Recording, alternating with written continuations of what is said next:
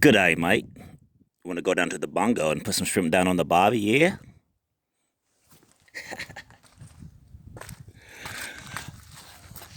I'm going to show you how to set up a platform and remove them like a peeled onion.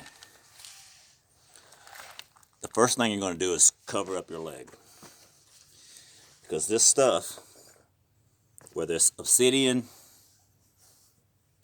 chert, flint, dowsite, it is sharper than steel and it'll go straight through your legs.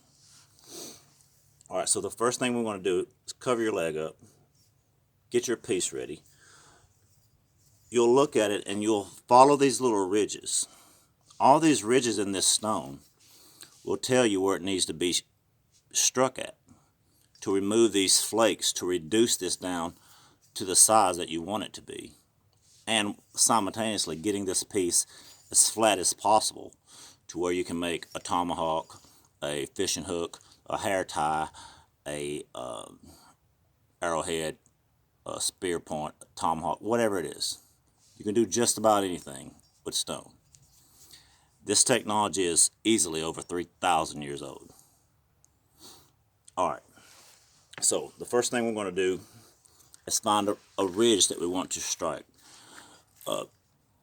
Here we have a possible platform right there. So what I'm going to do, I'm going to remove some of that. I'm going to bevel it down and prepare that little ridge and get some of this right here off of there. Because I don't need that. So I need to remove that right there. So what I'll do is, and you can use hammer stones. This one I actually found out here on my property. And I think it was used several hundred years ago. You can use, like I said, any natural stones, what they call hammer stones. You can use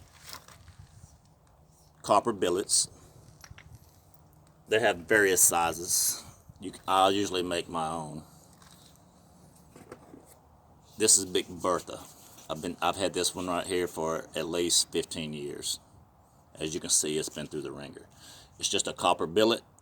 I filled it with lead, put it on the end of a bamboo stick, and I just wrapped it with duct tape. So what I'm going to do to prepare this platform, and we're going to start right there. I'm just going to go ahead and take some of the loose stone off the edge of it. And that's going to make that edge a lot stronger by getting the little weak parts off.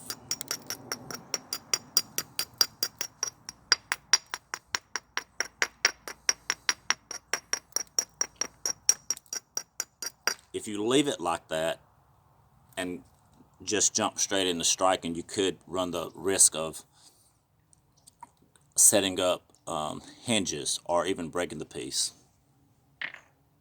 And then I'll take a really aggressive abrader, just stone, and make it even harder. It just gets all the loose edges off the edge because I need this to be firm so when I strike it, it doesn't snap. I'm beveling down, I'm making it convexed so when I flip it over there'll be a lip there and I'll strike that lip and peel layers off.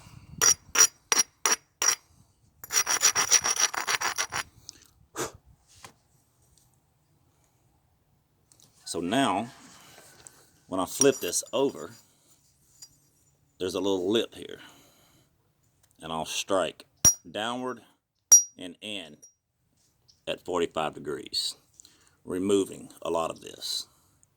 And it depends on how hard you strike. You can strike soft, you can strike hard, it just depends. It's all about your strategy. So I'll start with a copper billet. And here's the platform. I'm going to be striking downward and in. I want to support this piece because I don't want that shock wave going through there.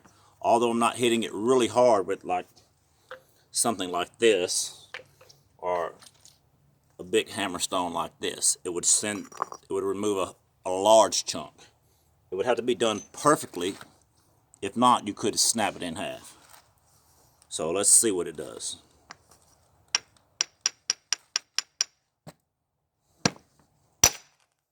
Yes.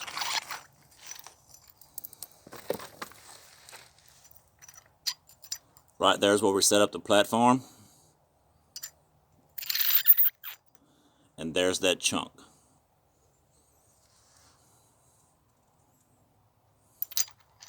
And now you have a platform there. You have some here. I'll do the same thing here, here, and I'll work all the way around this piece, removing all of this and getting this piece completely flat. And when it's flat, whatever's remaining, I can take one last look at it and be like, okay, this is what I'll make this piece. It could be big enough for a tomahawk, a spear point, or I can make several arrowheads out of it. You dig? Cheers. Huh.